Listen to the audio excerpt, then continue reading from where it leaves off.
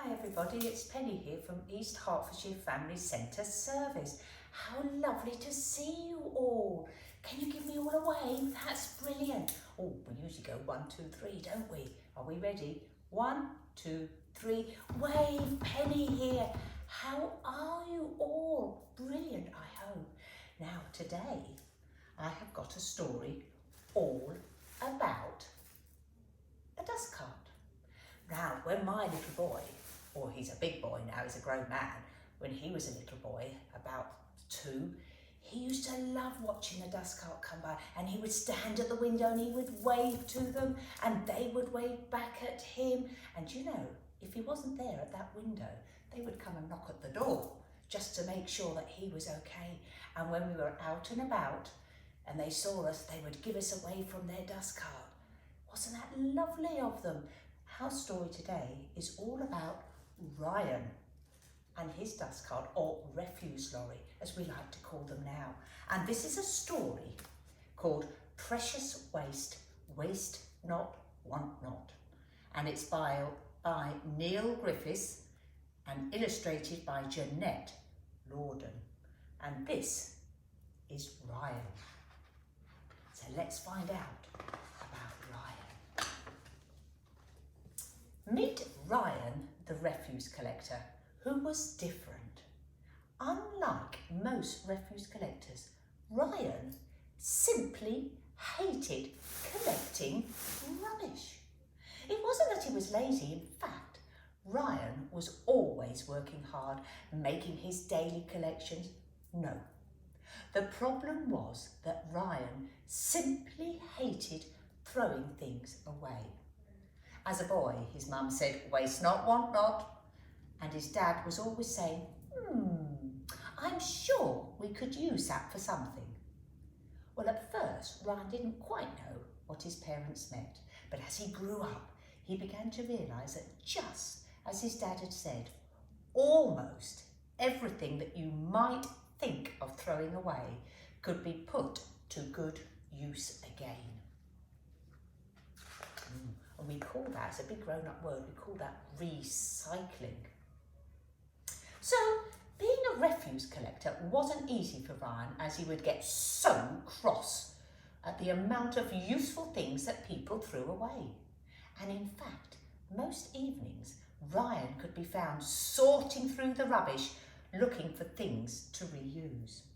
And then on Saturdays, he would take his refuse lorry to the local recycling centre, and he would drop off paper for pulping, cans for crushing, bottles to be bashed, and rags for ripping, all to be made ready for recycling. But yeah, not everyone was like Ryan, and on one particular day, his patience finally ran out.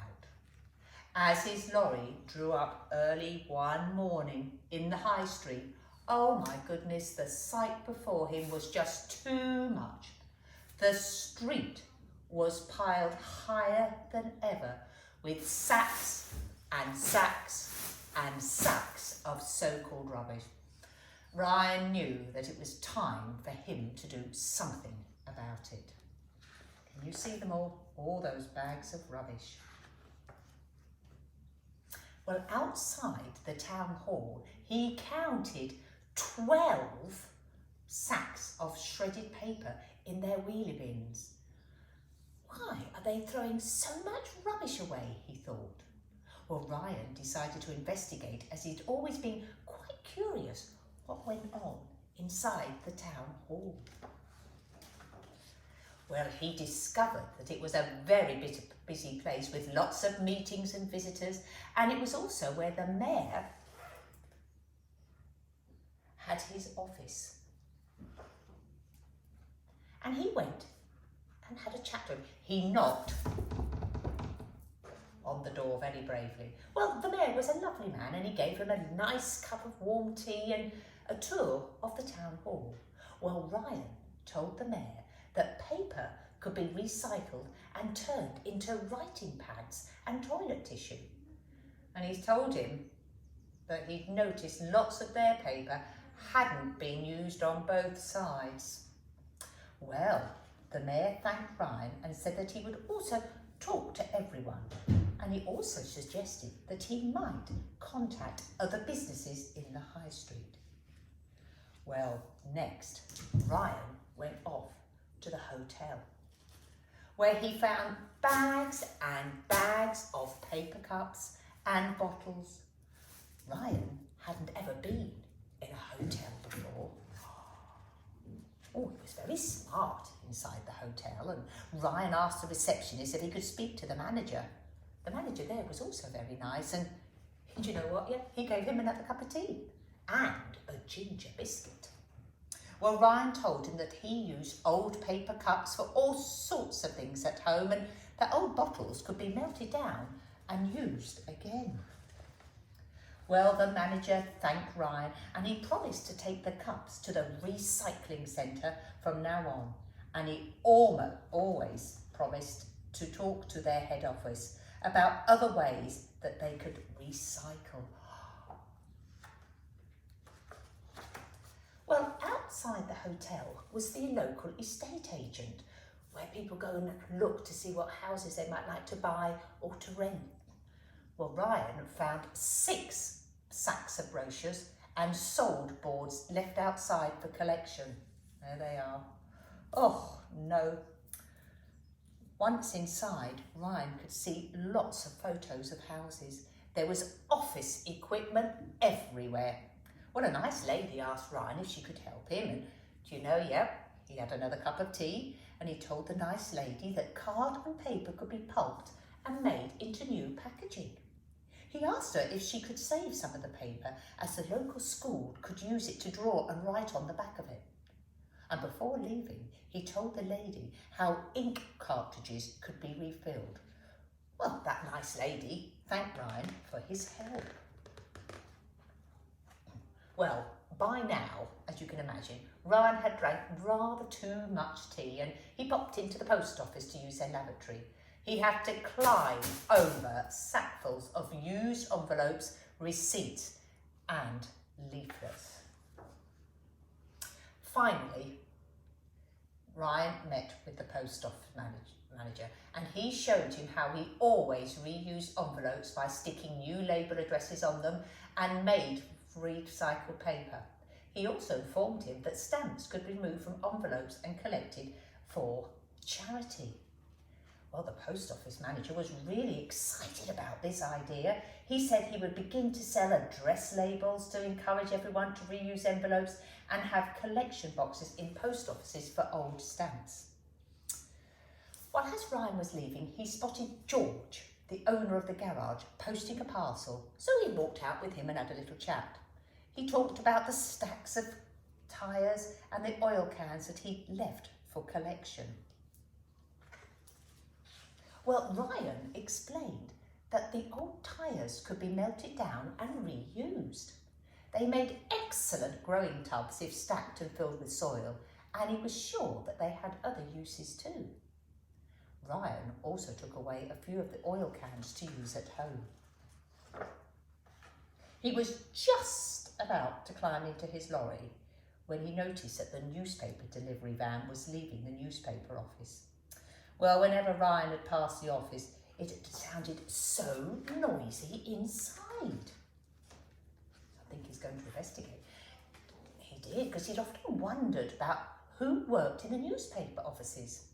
He liked the staff at the newspapers because they always seemed to be so careful, and they left very little rubbish to be collected. Well, today there was only the one bag with old tea bags and stale cakes and sandwiches in it. Inside, Ryan saw the busy printing presses and was taken to the editor's office. And this time it was Ryan who was going to learn a lot. The editor told Ryan about how the newspaper was printed on recycled paper, so old paper that had been made into new paper, and all their paper waste went for recycling. Ryan congratulated her, but he said that the tea bags and food waste thrown out could be used for compost because it makes excellent compost. And Ryan noticed that Flora from the florist and the nursery had placed an advert in the paper so he thought he would just pop in and see her next.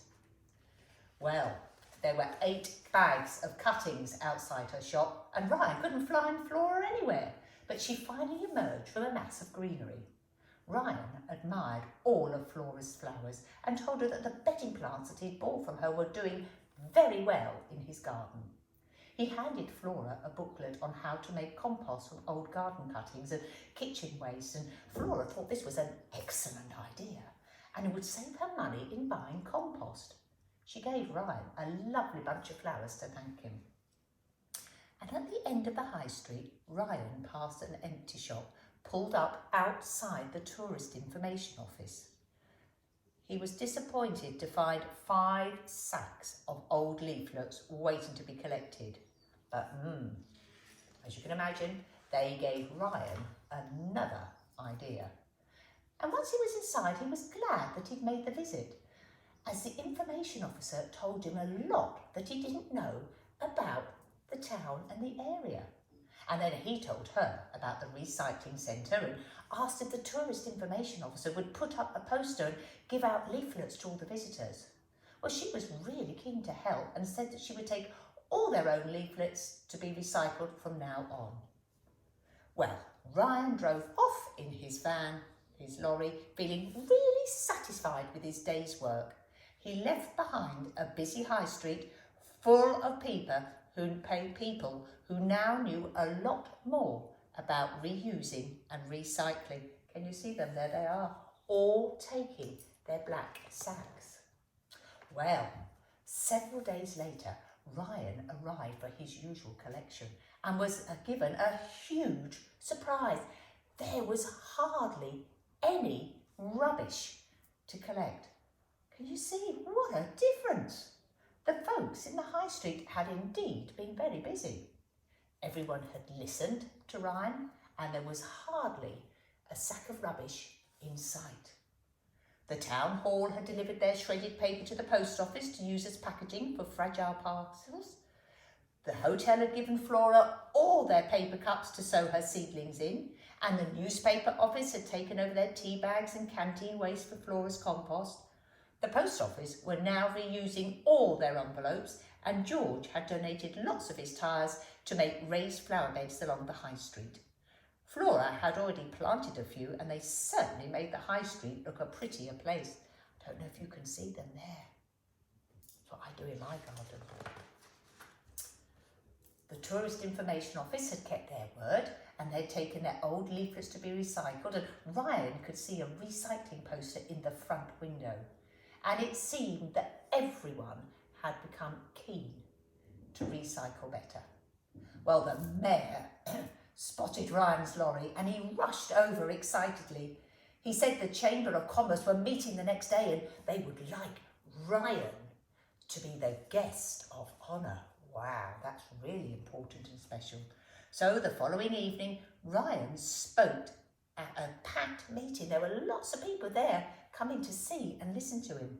And everyone was there. Wow, they were full of ideas. And George also spoke on behalf of the community, saying that they must do more to recycle. He found out that he could use oil drums for charcoal burners and melted down tyres to put soles on used slippers. And the newspaper editor had written an article in the paper and asked for ideas and received hundreds of suggestions. Wow, that's really exciting, isn't it? And it was announced that a special recycling day would be planned. And later that month, a wonderful recycling day was held in the high street. The hotel provided outside catering. The Tourist Information Office gave out the leaflets. George and Flora gave demonstrations on making compost and burners. But the best part of the day was saved until last, when Ryan was asked to step forward and pull a cord.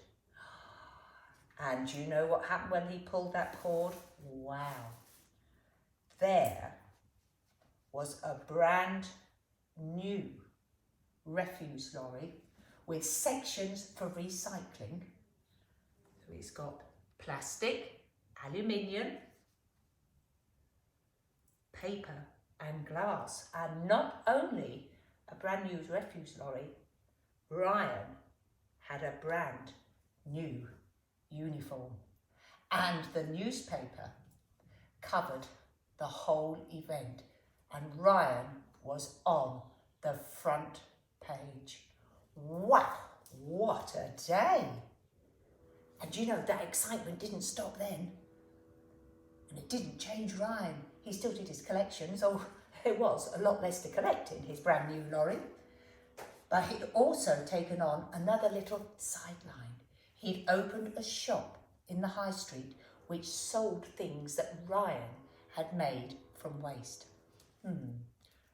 Now, Ryan is looking for a name for his shop.